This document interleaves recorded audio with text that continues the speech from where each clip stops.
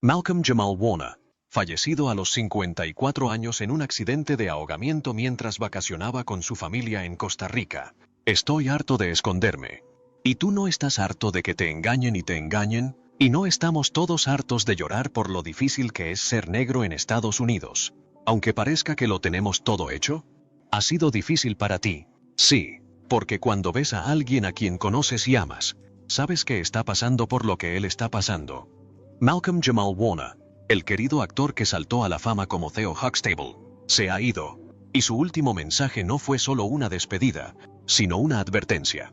Y si por alguna razón no encuentras un motivo para sonreír, probablemente ese sea el mejor momento para ser el motivo de la sonrisa de alguien más. Y ahora que ha fallecido, la gente empieza a hacerse las verdaderas preguntas. ¿Por qué nadie escuchaba?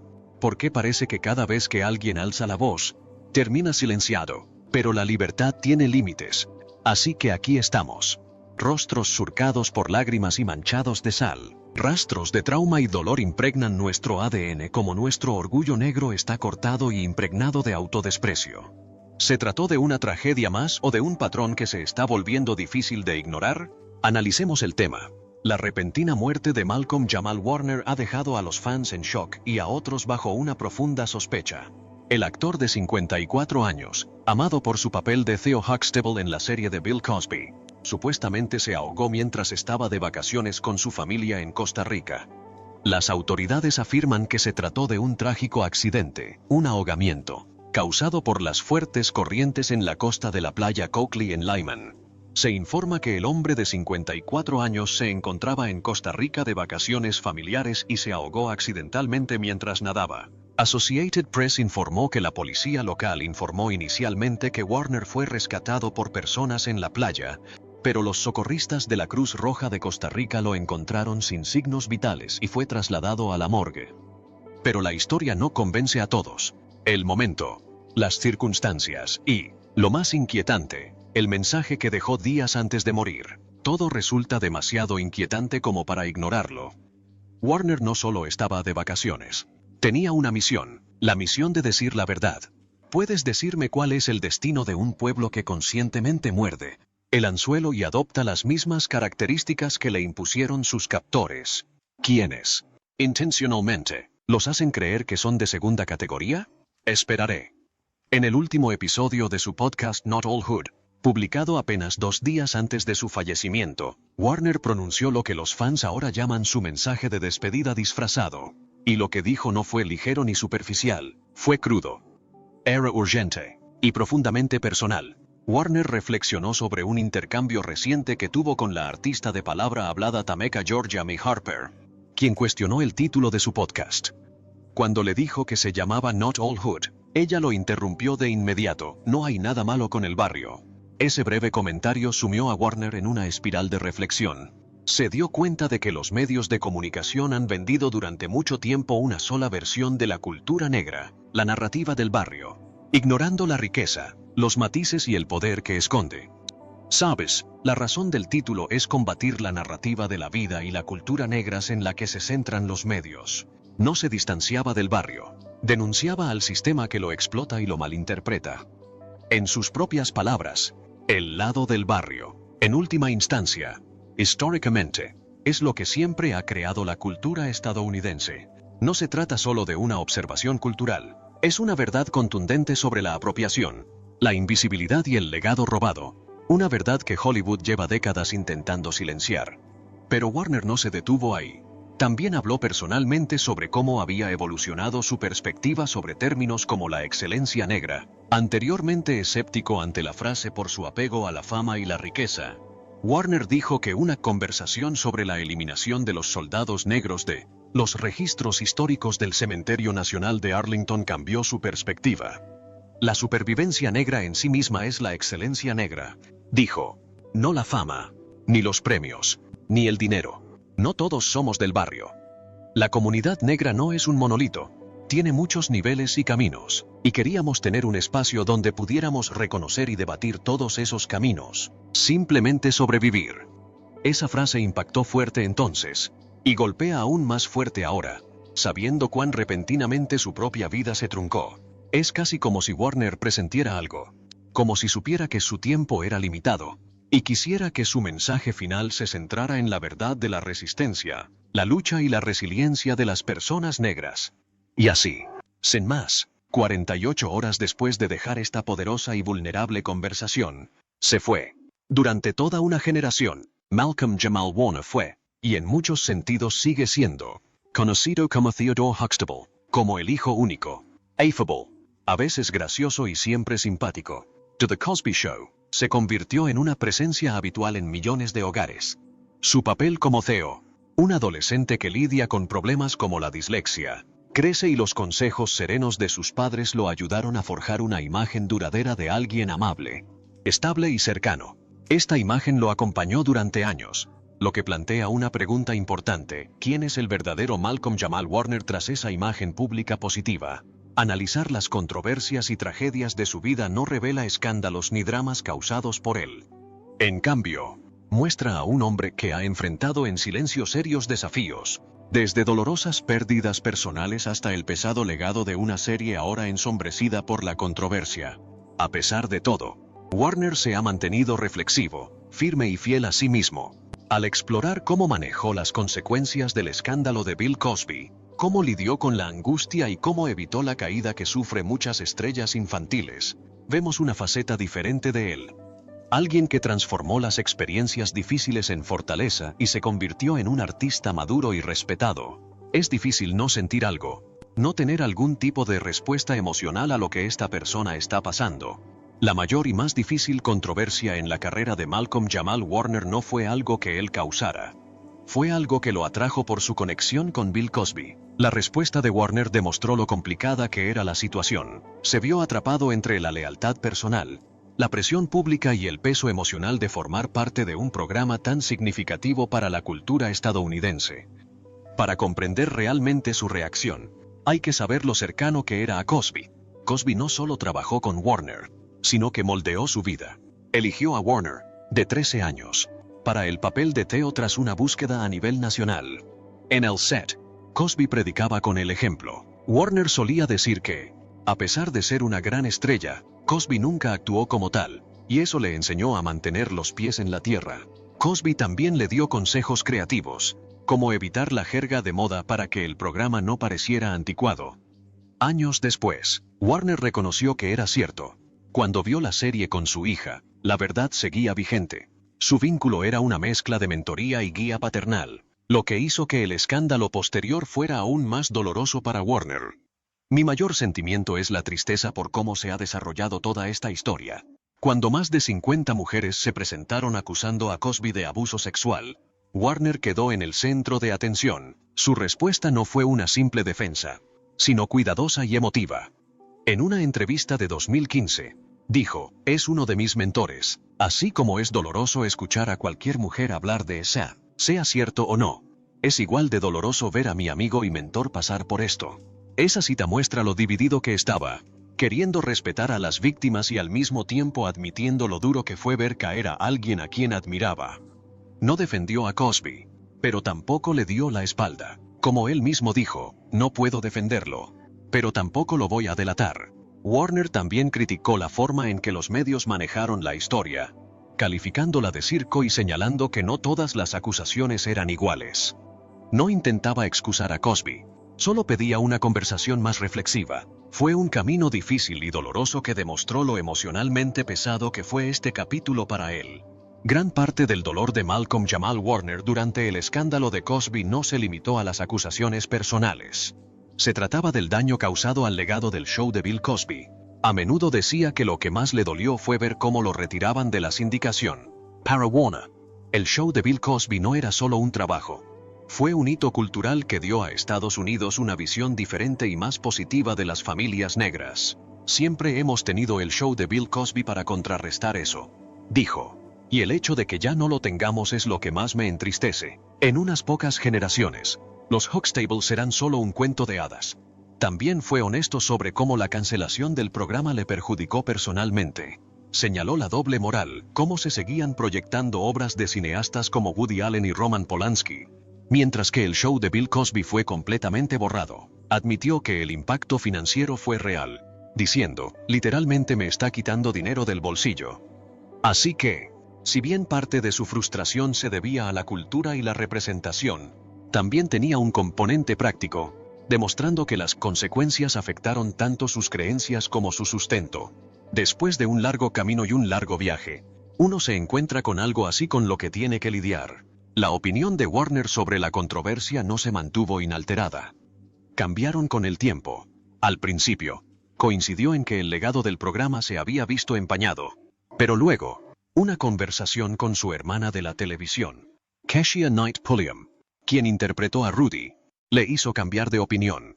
Ella le recordó que el programa había inspirado a generaciones de personas, especialmente a jóvenes negros, a ir a la universidad y soñar en grande.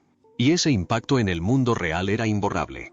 Warner dijo más tarde, que ella dijera eso realmente cambió mi perspectiva.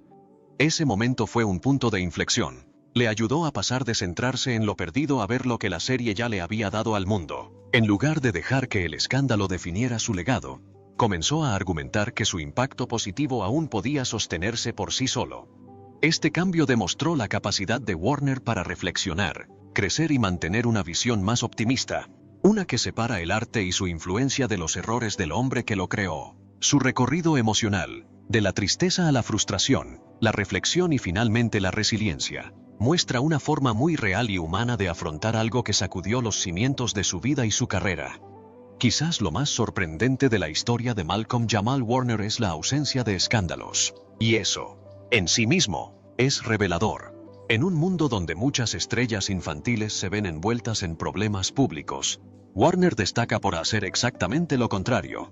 Su vida tranquila y estable no fue casualidad. Fue el resultado de decisiones inteligentes y una disciplina rigurosa. Desde el día en que terminó The Cosby Show, Warner se esforzó por distanciarse del personaje de Theo Huxtable.